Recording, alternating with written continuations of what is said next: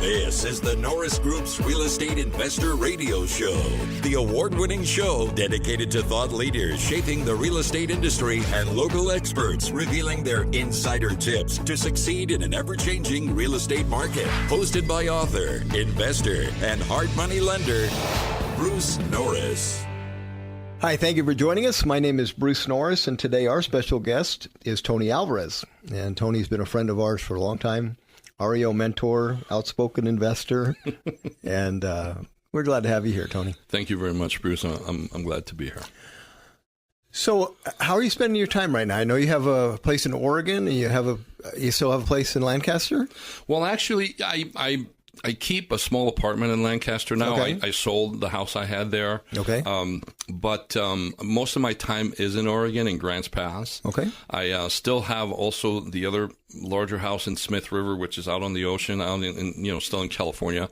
But but I'm pretty much, I'd say about 80% of the time in Oregon, and then I'm down here because I'm still liquidating stuff. Are you liquidating? I was curious about that. Well, I'm transferring. I look at it as trading dollars, so to speak, or transferring my wealth to Oregon. Okay.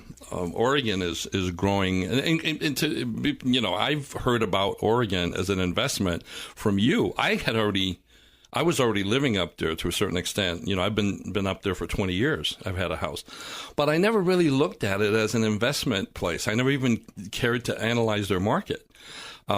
So I think it was in one of the presentations, I forget which one it was, that you did on market timing and stuff. Yeah, it's probably 2004 or 5 where we talked about what's coming and where people go, yes. What California does. Yeah, and you mentioned 2 states that had a positive net migration, if I remember correctly, and one of them was Florida and the other one was Oregon. And I remember thinking to myself, oh my God, I'm not such an idiot. I'm living there and I'm not even aware of this. Mm-hmm. Okay. So it took you saying that to get me interested in my market, where I'm already residing as an investment place. And I actually visited Florida and I went down and I saw what you were doing and I got a lot of ideas from that. And I considered going to Florida market, but I'm too lazy. I didn't want to get on a plane and you know me, I got to see the things. I got to touch the buildings, I got to be involved. And so I said, well, Oregon's a natural fit. And I still doubted, I want you to know. I thought, come on, Oregon, wouldn't I have heard about this already? I was like, come on, Bruce, don't tell me I know I'm not that bright, but this is getting a little bit far. And so I went and checked it. And the same thing, the same dynamics that were affecting the Florida market were affecting the Oregon market, Southern Oregon to be exact. And so I immediately started selling some things that I didn't want to own anymore in the Antelope Valley market, and then 1031 exchanging to my local market in Grants Pass. Now, when I first started doing that, I want you to know, I passed on some great deals because I was thinking with my California brain, and I was upset that the numbers didn't work and this and that. Well, I don't realize, like, for example, when I started buying up there, a 2-bedroom, 1 or 2 bath apartment, about 800 to 1,000 square feet, was renting for $700. I mean, that was top rent. Okay. Well, 2 years later, that rent's $1,000. That's happening in the marketplace up there. So they were asking for a duplex. They were asking like $270 for 2 1,200 square foot units, nice units, And I'm thinking, this is absurd. You're getting $1,500 a month rent. I'm not paying that. It's like Orange County, it seems like. Yeah. But then within a year's time, the rents were $900 and then $1,000. For that particular unit that I'm thinking of, the rents have gone as high as $1,200 now. Okay. So it's crazy. Now, what's driving it is over 50 folks, mm-hmm. and also the medical community supporting. Caretakers. Yeah. Yes. See, that was an accidental benefit for me because in Leesburg, I thought the senior would be my renter. Right. That was in my head. The caretakers, when you're 65, you have 2 caretakers. When you're 85, it grows to 7. Wow. So those group of people that are coming there by the thousands get multiplied by 2 times 7 during their 20-year journey of being elderly. And those renters are always nurses or somebody connected to the medical field. Listen, I'm actually now buying specifically to service. Even I think they call them temporary nurses or whatever. Like they come through and they're there for a contract time, 6 months or a year, 2 years. Sometimes doctors are doing the same thing, by the way, because they have those groups, medical groups, and they'll actually hire doctors. The guy I'm renting my house in Smith River, the 4,400 square foot 2-story thing, doctor.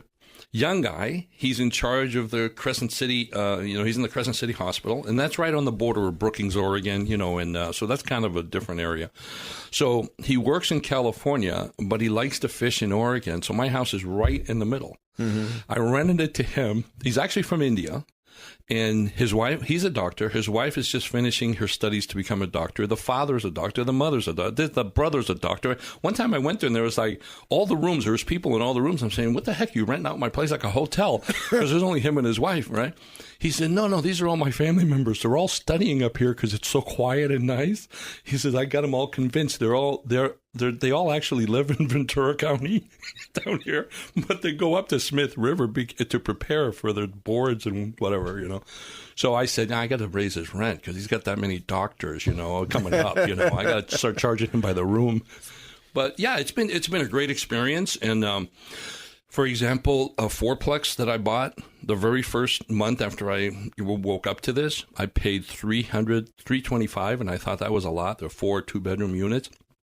You can't touch that right now for less than like $450, $475, and the rents are, average of $1,000 each.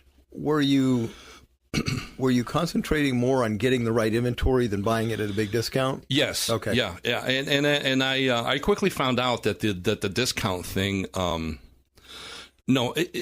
me, you were coming there with a kind of free money. Yes, exactly. Yeah. So I had to, when I tried to explain that, I realized, okay, I couldn't explain this to somebody too well, so I just left. I didn't worry about that when I'm dealing with the real estate agents and stuff. My biggest hurdle was I wanted to find the right management company, right? Because I had managed my own stuff for so many years. It's very difficult for you to trust someone else, or for me anyways. But I was blessed after interviewing every management company in Grants Pass. I landed on one guy who argued with me the first time I sat with him. So I thought, okay, I like this guy, and we've gone, and we still argue, but we do lunch, every week and stuff. But it was about, I've got all this equity. Now I can go there and I'm basically buying at a discount in my mind. Yeah. So you bought this for $50 and it's worth $200. Yeah. I mean, how do you make sense of that? Yeah. And trying to explain that to someone else is what I mean is when I sat down with him and he said, well, you want to lower the price? I said, no, I just need you to understand why I don't have any problem with that. I want A and B neighborhoods, A and B tenants. I don't want anything that could even come close to problematic for you or me. Mm-hmm. So now, would you say you own that type of inventory in Lancaster? No. Okay. Yeah. So that's the change. Yeah. Even the best inventory that I own in Lancaster, okay, I don't want to own. Let's talk about the journey of Lancaster over some time. So when did you start? When did you get interested in Lancaster? That was back in 19.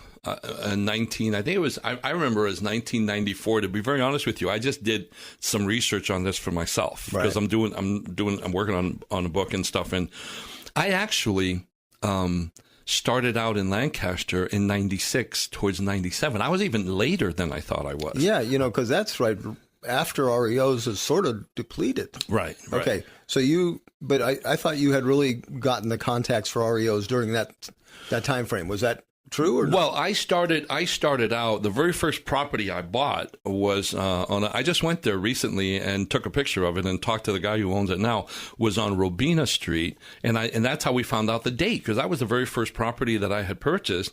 And I think Sabrina figured it out as being 1996. Okay. Now, that was a HUD property. Right. And I bought that from an agent who, back then, they would allow them to put their signs up, even if it wasn't anybody's listing, but they could put their sign up. Right. And this woman had her sign up. I called her and she represented me. And after that deal, she told me she didn't want to represent me anymore because I was too crazy. And, I was on fire after I realized that I could do this. And it even shows, because I remember it taking me 6 months of my first deal right? Keep in mind, I don't have a car at this point. I'm That's borrowing my right. dad's car, right? Because I had gone 96. through, I had gone through bankruptcy, Right. and I was working at Shakey's Pizza, all this nonsense stuff that I was going through.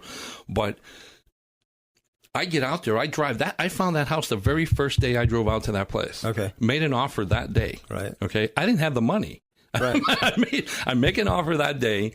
She represents me. We get the deal. I got to borrow $6,000 from my dad, who'd rather have pins in his eyes than do that. I just lost everything in real estate, so I want to borrow some money, Dad, to get back in it.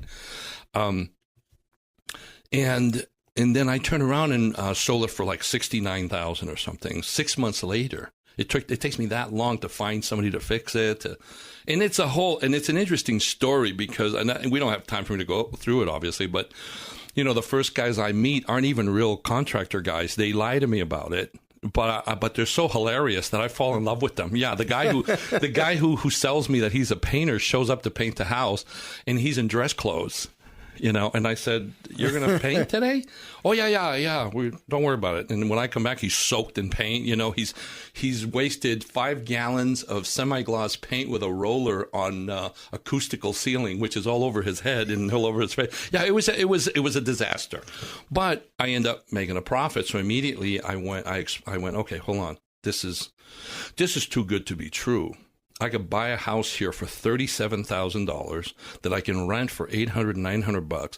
At that time, let's say $800 was reasonable. Okay. Right? Now, so 96 is the bottom pretty much Yes. of the market. Right. So you're still, now, are you dealing with REO agents at that point? Or No. you're starting to? No, I went the HUD direction immediately. Okay. Now they're everywhere. Yeah. Auctions But, or but daily list? Well, auctions. No, I hadn't attended the auctions yet, but this was just HUDs that are coming Right. out. Well, they call it auctions. Yeah. Well, HUD had auctions. Yeah, right. Okay. Oh, no, I remember. But Okay. but I hadn't tapped that yet. This is just, I'm making pizzas. I just read the paper, and it says the foreclosure capital of the United States is Antelope Valley. Right. I'm driving distance away. I had done one appraisal in my life as an appraiser in the Antelope Valley and wondered, why would anyone want to live out here?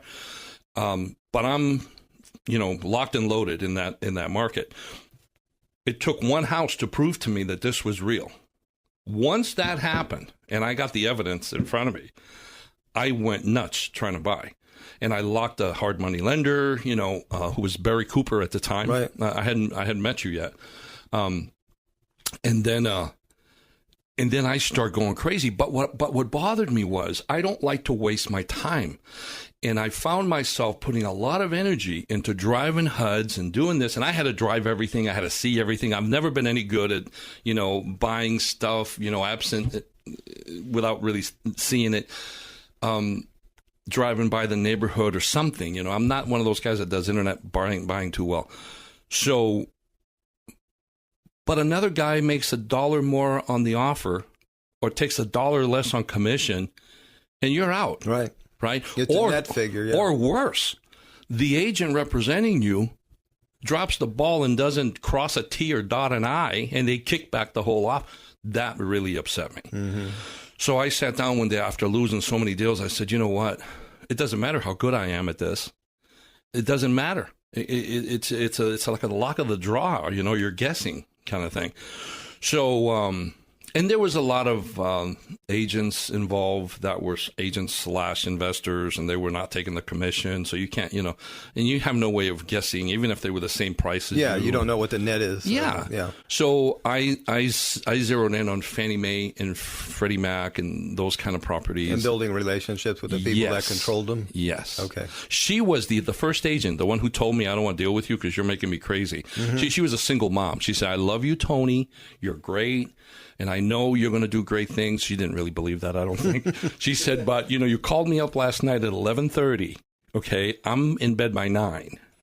And you want me to make an offer on a house before HUD shuts down. Right? Now, fast forward. She says to me, you need to meet this guy. He's one of the top REO brokers in town. And he gives me the name of Don Anderson. Okay. Don Anderson and I go on to become as close as you can possibly be with someone in business or otherwise. He's just a really, really good friend. And you buy dozens and dozens of houses. We go nuts, Okay. And the first time I go to his office, his partner basically gets up from the meeting, pats me on the head and says, good luck with that, because I told him the truth. I said, this is what I'm going to do. I'm broke, but I got a hard money lender. And, and really, if I was there listening to this guy tell me this story, I might have patted him on the head myself, Yeah, okay, pal, you need some medication, But I went on to do exactly what I said I was going to do. And Dawn helped me accomplish that. When you were buying these, you've talked about flipping, but I gather most of these you held. I made the majority of my money, on the stuff I held. And the reason is, as I was buying and selling, because I had a $500,000 tax loss carry forward. Okay. And if you understand that kind of stuff, I had no reason to hold on to anything. Okay. I needed to build up my cash stores, and I could do it tax-free. So I did that. And I focused on buy, sell. And I'm watching the market appreciate. And because I had been an appraiser and I understood values, I understood at least this. When the market gets beyond, let's say, a 10% or 15%, 20%, if you ask a contractor, that's pretty good. Return for developing something new. So I would always look at what would it cost me to build this house today, right? And on the day that I bought my very first rental out there, I paid $37,000 on my very first property, I should say. I figured out what the rental rate was in case I got stuck with it. I figured out if I had 100% financing at hard money rates, if I had to, actually hold on to this thing and make the mortgage payment on it and whatever. And I couldn't find a reason not to buy it. Another one and another one. Yeah, So it wasn't about whether I should, and I still get goosebumps thinking about it. It was about, oh my God, I felt like like you discover gold and no one knows. No one else knows about it. And it didn't matter if I talked, because I would naturally talk to other people. I'm convincing my broker guys, you need to get in this. Well, we can't buy our own inventory. Well, buy his. Buy each other's. So, anyways, let's take a journey of a price. Okay. Okay. So you're buying these things for 35 or 40 grand in the mid 90s, 96 or so. You and I meet when? 2003? Yes, around there. Yeah. Okay. Yeah. And at that point, what had they'd gone to over 200, I'm sure. Oh yeah. I had gotten up to, I figured out I was at roughly 7.2 million in net in my pocket leaving town. Okay, that's an interesting statement. When you started it, you had this goal of, okay, this is when I know I'm financially independent. Yes. Okay, what number was that? Well, and I have to tell you, at that time, it was a very bold goal in my mind because I really thought, there was part of my brain saying to me, oh, come on, $1 million, 10 houses. I was going to buy them like at 30 grand or 40, whatever. I was going to buy 10 houses with a hard money lender. Try to work out a deal to where obviously my tenants are paying those off. 100% of the money was going to go down and whack down on that debt. And then over time, those 10 houses would get to be $100,000 each house, which wasn't that far stretch. Right. And my tenants were going to pay it off. Right. So I gave myself a 10-year goal. I can do this in 10 years. Have 100 grand a year. I can end up with 10 houses paid off. Yep. I'd be worth $1 million. Right? And I'd have $10,000 a month income, which would net out, if I managed them myself, to $7 grand a month. Right. That's all I wanted. Yeah. And to be honest with you, I've never paid myself a dime more. I think nowadays I take 100 and something thousand a year because I have a 401k and about 25% of that or whatever goes into that 401k. But other than that, I've never lived on anything more than $1,500 a week. Of course, I have no debt. Nothing that I own has any debt on it. Right. And, and when I do go to lunch and I pay, it's my company that pays for that lunch as opposed to my own pocket. So what gets you most excited? Well, let's continue with the journey first. Right. So we meet, you decide to hold those properties and you're selling those at about 2006. Right, I'm ready. Yeah, well, 2006. The only reason I hung on that long, to be honest with you, and I've always discussed this any time I got a chance, is because I meet you, and I had already failed in real estate. I had succeeded before, made a lot of money, and then when the market changed, I lost it all because I kept doing more of what wasn't working anymore. Right. So I knew I had a glitch in my model. And now that I'm back in the market, I made the decision to come back into the market based on numbers again, buy low, sell high, right? Because I knew that worked and I knew how to do that. But somewhere along the line, as the prices are appreciating and they go beyond just appreciation, but they start getting into inflationary numbers, and I knew what that was. I knew I had already been with the Like you're driving up to this house and go, why is this worth $200,000 now? Well, yeah, but I had already felt the sting of when the market changes. Intrinsic value gets beat up a little bit, but it always the equilibrium that always comes back to some reasonableness, right? Right. But anything above that reasonableness, you can give that away pretty quick. Fast. That's a haircut that's coming, and it doesn't matter what you think about it. So that was the thing that got me to search for you. Was I was looking, there's got to be somebody who does this research, because I certainly don't even know where to start. I mean, as an appraiser, I knew certain things, and I had heard about you, and I went and heard you speak. And the first time I heard you speak, you came across as somebody who was no nonsense, honest. You got asked a question in the middle of, right? The guy raises his hand and says, hey, you're at the Apartment Owner Association. You're talking about single families. What's that got to do with us? And I'm waiting. Okay, let's see what you're going to do now. You could have said anything at that moment, and I know I've been in positions like that before. You could have said, hey, probably the same thing. Next question. Anybody else? Okay, let's go. But you didn't. You said, and you laughed a little bit at yourself. And you said, I really don't know. Everybody kind of chuckled. Now, can I continue? Yeah. And you went on with your presentation. That impressed me at that moment, because I knew you weren't about nonsense and BSing anybody. You were going to tell the truth to someone. If you're asked a question directly, you're going to respond of all the choices you have. And you got a lot of choices. You're not a dumb guy, okay? I mean, I'm listening to you up there, and you know what you're talking about. You went straight to the truth of, I'm not sure. Yeah. And so I followed you right away. Now you get me to stay in the market. Well, what's interesting is you really had it all wired. You had like 50 properties on these sheets, and you had all this cash flow and all this stuff, and you were really ready to exit. Yeah. And it would just so happen I'm 9 miles away with a project. I'm dragging my feet, not even wanting to start it yet. So we're 9 miles away, deciding two different avenues are the best. Yeah. And I just think, that was interesting, because I was waiting. I was looking at the days on market in Lancaster and Rosamond were less than 5. It was completely nuts. But that goes to show you something, right? You would think that I, being in that market, experiencing success, would have known all of that. I had no clue. Well, I was looking at the migration numbers, as you know. Yes. And Lancaster was the #1 destination in the country. And I thought, would somebody drive 9 more miles to own a house than rent in Lancaster? So I had to wait until the rents went up and the prices exceeded my prices in Rosamond, which is why it kind of started when I did, because you didn't have a $200,000 house in Lancaster when I had a $200,000 house in Rosamond. Yeah. And we just built those little 1,300 square foot house because no one wanted to build that. Hey, I own several. You didn't pay $250. No, I didn't, but I own several. Okay. I think, we only got about 50 seconds left. Okay. So what we'll do, we'll have 2 segments. So these prices escalated to multiples unfathomable, really over $300,000 a house. Right. And you decided to exit. So part of what's interesting in my position is I do talk to very successful investors. Okay. And the philosophy is very different about what I'm going to do with this pile.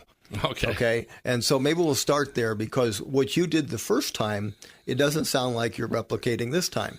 You sold everything. Right. And this time it sounds like you're selling to exchange and land in a Mike Cantu rental situation where it's A properties. Yes. Okay. No, exactly. All right. Well, Tony, we've had fun, and I didn't even look at my questions. So I guess that's a good sign. Right, and we'll pick it up. We'll pick it up in the next segment. Okay. For more information on hard money loans and upcoming events with the Norris Group, check out thenorrisgroup.com. For information on passive investing with trust deeds, visit tngtrustdeeds.com.